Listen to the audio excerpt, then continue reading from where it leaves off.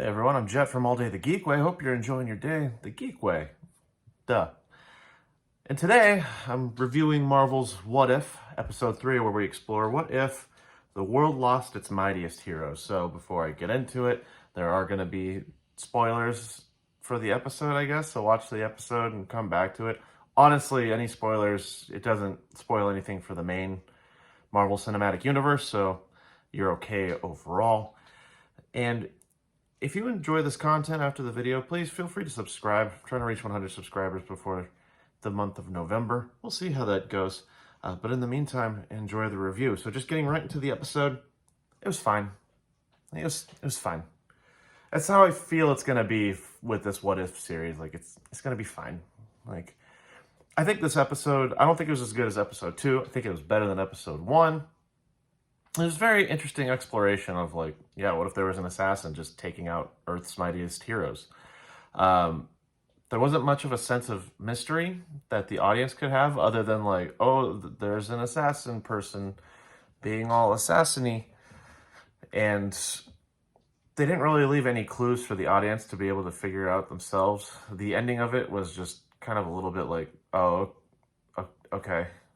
And we knew it was someone within S.H.I.E.L.D., and it was interesting seeing some of the cast go down one by one. But even before I get into that, the voice cast in What If has been really good so far. I've been very impressed. Now, for some of the characters in this episode, it is from the main cast. So you have Samuel L. Jackson playing Nick Fury. I think he did an amazing voice job for this one.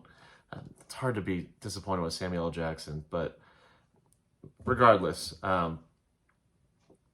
Hank Pym's in it, and he's played by Michael Douglas. You got Agent Coulson, who's Clark Gregg, who I think Agent Coulson was the best character in this episode, but Clark Gregg just does such a great job with the character, and his delivery of lines is pretty funny. Like, he has really good, like, kind of like a stoic delivery to where the execution is actually very hilarious. Brock Rumlow, if you don't remember him, he's Crossbones, and he was also one of the S.H.I.E.L.D. agents who's actually an agent of Hydra. You got Clinton Barton, played by Jeremy Renner, Bruce Banner, played by Mark Ruffalo, Loki, Tom Hiddleston, and Lady Sif, played by Jamie Alexander.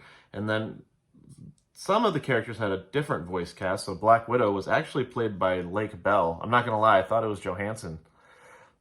But Bell did a very, very good job with Black Widow. I mean, now that I think about it, I can probably hear some voice differences. But even then, like, she did a really, really amazing job with the delivery. Mick Wingert did Tony Stark. Betty Ross was played by Stephanie Peniseo. General Ross by Mike McGill. And Carol Danvers by Alexandra Daniels, even though Carol Danvers was only in it for, like, almost literally 2 seconds, but I'm not a Captain Marvel fan. Anyway, neither here nor there. Voice cast was pretty awesome. Some of the deaths of Earth's Mightiest Heroes, I'm not gonna lie, kind of goofy, especially Hulk's. The Incredible Hulk, him, like, just growing in mass and then exploding. I thought it was a little bit goofy. I remember watching it just being like, what? Okay. And the way that they explained it was so trash. And Tony Stark's death, I mean, that was a good start to it. So going from Iron Man 2 at the donut shop. That was a good one. Although his death, when Black Widow goes in later to have Betty Ross look at the vial that was supposed to have the antidote administered to Tony Stark, Betty Ross explains, like, yeah, none of the antidote even got through the syringe. To which I'm questioning, hey, wouldn't one of the things you want to be doing is opening the syringe and analyzing the contents? Like, kind of weird that the antidote, like, none of it was administered. None of it was administered, and none of them thought, like, hey, maybe we should take a look at, like, the volume of the vial. It's kind of dumb. It was just, like, the needle, the tip of the needle of the syringe was damaged. Like, something jumped out of it. I thought that was a really bad explanation. And you think someone would be like, hey, we should check the contents of the vial. We should see how much of how much of the antidote is in the vial and measure it from before and afterward. Like, Nick Fury, you didn't think of this? Come on. The introduction with Thor was pretty funny. Like seeing Thor take down a bunch of the S.H.I.E.L.D. agents, going back to the first Thor movie when he's trying to recover the hammer. And Agent Coulson is just like, it's like a Caucasian male, blonde, and amazing hair. And Nick Fury's just like, excuse me? He's just like, the description is accurate. He's gorgeous, sir. That's really funny. And then, you know, I remember from the Thor movie, Hawkeye had the arrow ready to shoot at Thor if anything happened. You think he would have, like, aimed for the legs or something, but I guess he just had it aimed straight for his heart, and he let go, and then Thor's dead because of Clint Barton, and then Clint Barton's taken into a cell. And then he dies in the cell, and that's not explained. It's just like he's dead, and then they make a weird remark. There's the one weird line from Coulson is when he's smelling the corpse of Thor, and he smells of lavender, which I thought that could have been like a hint as to how their deaths are, but it's not related. It's just admiring Thor and how gorgeous he is, and that not only is he gorgeous, but he smells nice. I thought that was really weird. Like, that was pretty weird. Moving on. The fight scenes, I think, were the best part in this episode. Especially when Black Widow is getting thrown around in that library, and then she figures out who it is, and she yells into the phone, "It's about hope, sir, it's about hope." I'm like, oh, okay. So we got the clue from there as to who it's connected to.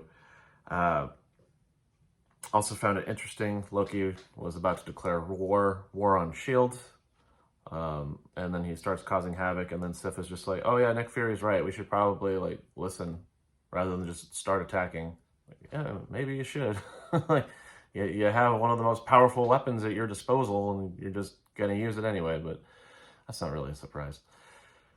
But the fight scene at the end, where we find out Nick Fury has allied with Loki for this fight, and it's finally good to see Nick Fury in action. I'm assuming the first part was actually Nick Fury, because I know Nick Fury, like in the comics, have like crazy reflexes and all that stuff. He's very agile, and he was using that agility, and he has really good sight in his one eye, and just knocking down Yellow Jacket. Yeah, Hank Pym's the villain, by the way. There was no hints to lead that it was Hank Pym. It was just like, really? Okay. I guess it's him then. And then the motivations for him taking out the Avengers is just like, oh, I'm doing them a favor. I did Thor a favor because, I mean, if they would work for you, it's just like, why didn't you just take out Nick Fury? And then just leave the Avengers alone. Like, I don't know. It's kind of weird. Just like, I'm going to kill Earth's mightiest heroes who had nothing to do with the death of my daughter. It was only Nick Fury and S.H.I.E.L.D. that had to do with it. But I'm going to take out Earth's mightiest heroes. And I'm crazy now because I'm Hank Pym. Like, it was a really bad motivation. I'm not going to lie. And with the fight at the end, though, that was super cool. Just seeing how combat adept Nick Fury is, and then seeing all the Loki images of Nick Fury, like him creating the images of Nick Fury and bringing down Hank Pym. That was honestly pretty cool. And then the ending, let's see, it was on a Thursday, and then Friday, Loki just took over the world. He did that within a span of 24 hours, I guess. He made it to the United Nations and said, bow to me, Earth. And then it ends with, you know, oh yeah, well, these are the heroes that we wanted, but they're gone, so no matter what, we're going to keep looking for mightiest heroes. He already called down Carol Danvers. Again, I don't care for Carol Danvers. And he finds Captain America's shield in the ice. That was a cool line when he's like, welcome back, Captain. And you think that he's talking about Captain America in the ice, but it's Carol Danvers right behind him. I thought that was cool. That was a well-executed line of dialogue. And yeah, the episode was okay. I'm not really, honestly, I keep forgetting that the show exists, and I'm not super enthusiastic about watching it. The only one I'm looking forward to watching is Killmonger rescuing Tony Stark, because that was advertised in the trailers. I'm really interested to see how that one comes about. But in the meantime, everyone, I'm going to end the video here.